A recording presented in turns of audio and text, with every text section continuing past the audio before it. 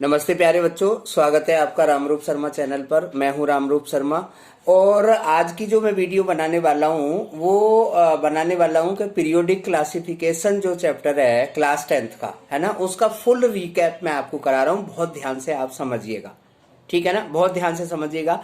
पूरे चैप्टर का रिकैप आपका 5 मिनट के अंदर हो जाएगा, ठीक है ना। सबसे पहले तो आप ये ध्यान रखिए कि सन 1800 में यानी कि 1800 में केवल 30 एलिमेंट थे जो नोन थे, ठीक है ना। 1965 में ये एलिमेंट नोन बढ़कर हो गए 63, ठीक है ना। सबसे पहला जो अटेम्प्ट दिया था वो लेवोसियर ने दिया था, ये आपको याद रखना है। लेकिन इसे पहला अटेम्प्ट नहीं माना जाएगा क्योंकि इसे हम अर्ली अटेम्प्ट कहते हैं, इसको मानना नहीं गया था। लेवोसियर ने दिया था और उसने बताया था कि एलिमेंट मेटल और नॉन मेटल और उनका जो बेस था वो था एसिडिक नेचर और बेसिक नेचर के अकॉर्डिंग अर्ली अटेम्प्ट माना जाता है। ये पहला अटेम्प्ट है तो अर्ली अटेम्प्ट है, ठीक है ना।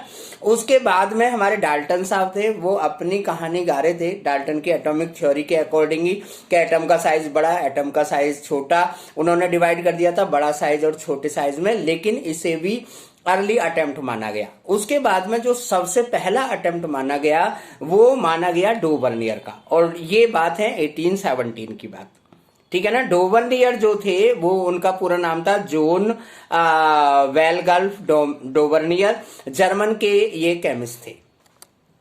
ये जो केमिस्ट थे ये कहाँ के थे? जर्मन के थे। इन्होंने क्या किया कि सभी एलिमेंट के एटॉमिक मास देखे, उन्हें इंक्रीजिंग ऑर्डर में रखा, उनकी प्रॉपर्टीज को सिमिलर देखा और इन्होंने 3-3 के ग्रुप बना दिए। 3 के ग्रुप, इसलिए डोवर्नियर के डिस्ट्रीब्यूशन को, क्लासिफिकेशन को डोवर्नियर ट्राइड नाम से जाना गया। सबसे पहला जो इन्होंने बनाया वो एल्कली मेटल्स के ऊपर बनाया, लिथियम, सोडियम और पोटेशियम। इन्होंने अपने ट्राइड का खासियत बताया कि बीच वाले एलिमेंट का जो एटॉमिक मास होता है वो पहले और तीसरे एलिमेंट के एटॉमिक मास के रफली एवरेज के इक्वल होता है। दूसरा जो इन्होंने ट्राइड बनाया वो कैल्शियम, स्ट्रोंशियम और बेरियम पर बनाया, यानी एल्कली अर्थ मेटल्स पर बनाया, ठीक है ना। वहां पर भी इनका जो मिडल एलिमेंट का एटॉमिक मास है वो बिल्कुल ठीक गया। तीसरा जो इन्होंने क्लासिफिकेशन बनाया वो क्लोरीन, ब्रोमीन और आयोडीन पर बनाया, ठीक है ना, इनके हेलोजेंस पर बनाया। वहां पर भी इनका एटॉमिक मास का इंक्रीजिंग ऑर्डर, केमिकल प्रॉपर्टीज और मिडल एलिमेंट का एटॉमिक मास बिल्कुल ठीक गया।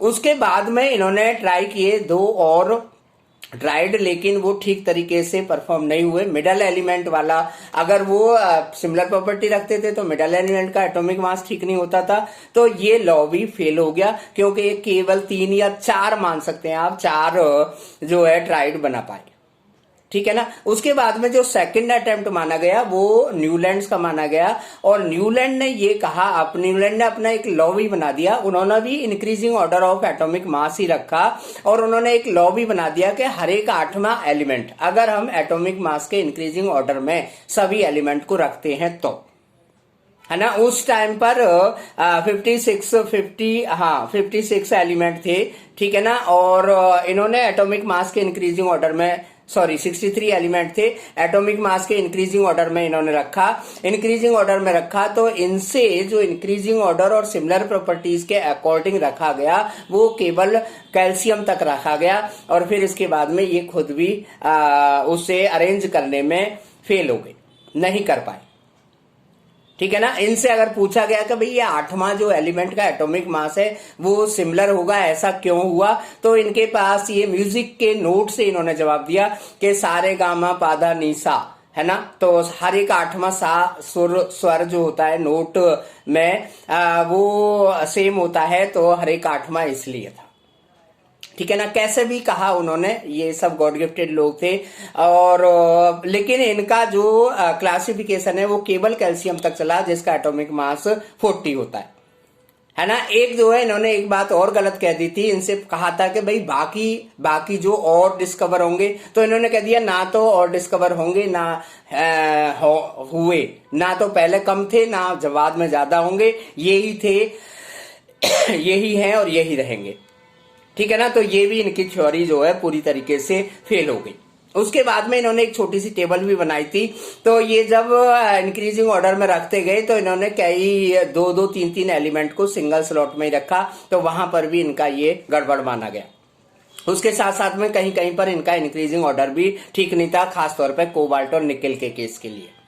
तो ये भी फेल हो गया और इनकी ये ड्रॉबैक निकले, ठीक है ना। उसके बाद में एक बहुत बड़े साइंटिस्ट जिनका नाम था मेंडलीव, ठीक है ना, रसिया के साइंटिस्ट थे मेंडलीव जो थे, और 63 एलिमेंट इनके टाइम पर हो गए थे भाई, है ना। और जो आपके ये थे न्यूलैंड के टाइम पर जो एलिमेंट थे वो कम थे, ठीक है ना। इन्होंने एक टेबल बनाई। इन्होंने सबसे पहले तो कुछ पीरियड बनाए, कुछ पीरियड क्या मतलब है, हॉरिजेंटल रो, 7 हॉरिजेंटल रो बनाई, और इन्होंने 8 जो है ग्रुप बनाए, यानी कि वर्टिकल कॉलम बनाए। इन्होंने भी इंक्रीजिंग ऑर्डर ऑफ एटॉमिक मास में ही एलिमेंट्स को अरेंज किया, लेकिन एक बहुत अच्छी टेबल बनाई, ठीक है ना। इन्होंने भी यही कहा जो ऑक्टेव ने कहा था कि हर एक 8वें एलिमेंट का जो एटॉमिक मास है जो प्रॉपर्टीज हैं वो रिपीट होंगी, ठीक है ना।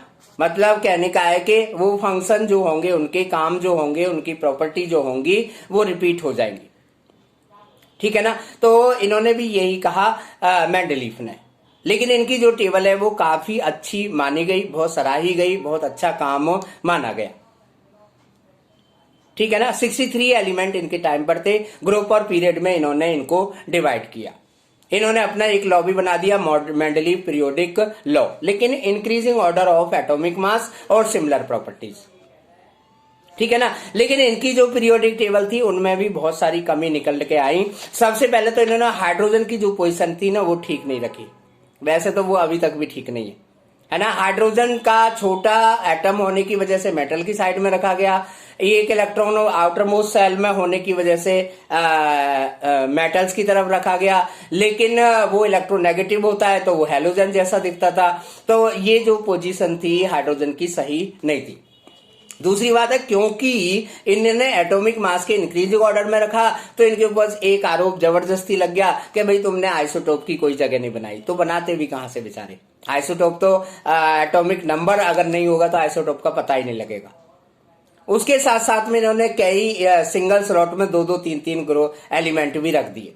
उसके साथ साथ में कहीं कहीं पर ये यानी कि प्रॉपर्टीज के रिपीटेटिव ऑर्डर की वजह से इन्होंने भी क्या किया कि एटॉमिक मास का 1-2 जगह क्रम यानी कि सीक्वेंस इंक्रीजिंग ऑर्डर गड़बड़ हो गया, ठीक है ना। लेकिन इनकी खास बात ये थी कि इनका प्रेडिक्शन बहुत तगड़ा निकला था भाई। प्रेडिक्शन था इनका ई का बोरोन, ई का एल्यूमिनियम, है ना, और ई का सिलिकॉन, जिसकी जगह पर जो है 3 एलिमेंट निकल के आए, और उन एलिमेंट के नाम जो है आपको भी याद भी रखने हैं बच्चे, है ना। ई का बोरोन, ठीक है ना, ई का बोरोन की जगह स्कैंडियम, ई का एल्यूमिनियम की जगह जो है गैलियम, और ई का सिलिकॉन की जो जगह है वो जर्मेनियम। तो ये बात बहुत अच्छी निकली और इन्होंने जैसी प्रॉपर्टी प्रेडिक्ट की थी वैसी ही प्रॉपर्टी उनकी निकली।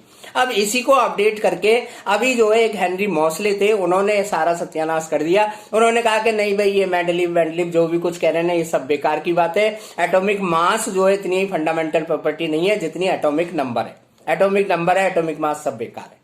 तो उसके बेस पर बोर्स के ग्रुप ने ही एक टेबल बनाई जिसको हम मॉडर्न पीरियोडिक टेबल कहते हैं। उसमें 7 हॉरिजेंटल रो यानी कि पीरियड और 18 vertical column, S block, P block, D block, F block, transition element D block को कहते हैं, ठीक है ना। उसके बाद में लेंथेनाइड और एक्टिनाइड 6th पीरियड के कुछ एलिमेंट और 7th पीरियड के कुछ एलिमेंट को रखा गया। वो काफी कुछ सही रही और वो ही अभी तक भी चल रही है। मॉडर्न पीरियोडिक लॉ और मेंडलीव पीरियोडिक लॉ में केवल एटॉमिक नंबर और एटॉमिक मास का डिफरेंस निकला और कोई डिफरेंस नहीं था। ये पास भी की गई, अभी तक भी चल रही है। इसके कुछ ट्रेंड है और वो है एटॉमिक रेडियस पर, वो है मेटालिक नेचर पर, नॉन मेटालिक नेचर पर, साइज पर, वैलेंसी पर, वैलेंस इलेक्ट्रॉन पर, इलेक्ट्रोनेगेटिविटी पर और केमिकल रिएक्टिविटी पर, ठीक है ना। तो ये मैंने पूरा का पूरा आपके लिए एक ओवरव्यू दिया है, तो इसे अच्छी तरीके से सुने पढ़े और जरूरत हो तो आप मेरे साथ जुड़े, ठीक है ना। और मैं आपको कंप्लीट डिटेल इसे पढ़ाऊंगा।